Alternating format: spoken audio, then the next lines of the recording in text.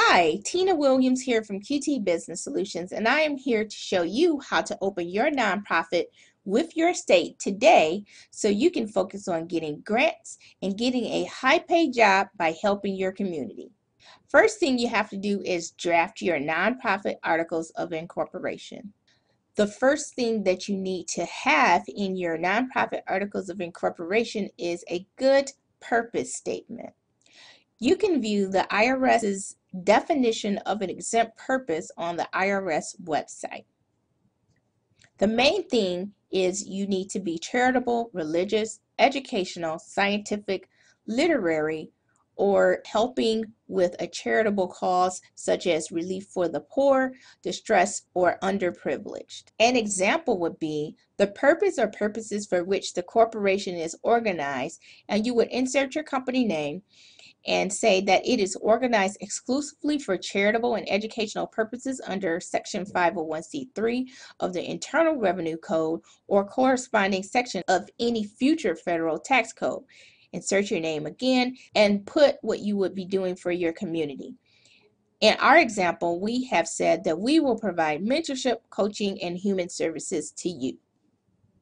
The other thing you need in your Articles of Incorporation are the 3 clauses that must be in your forming documentation in order for you to become eligible to be a 501c3 tax-exempt organization.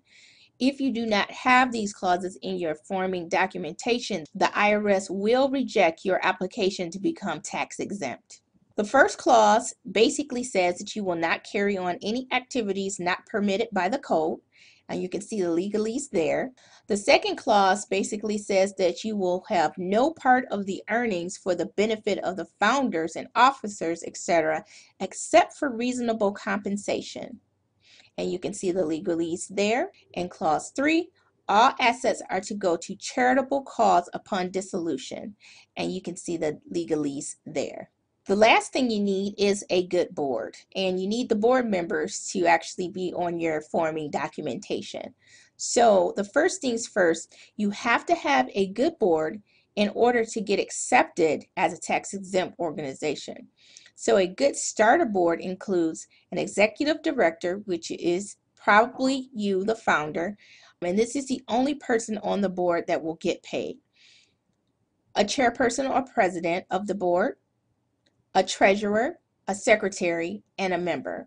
Now, these people are important, but they will not get paid at least at the beginning.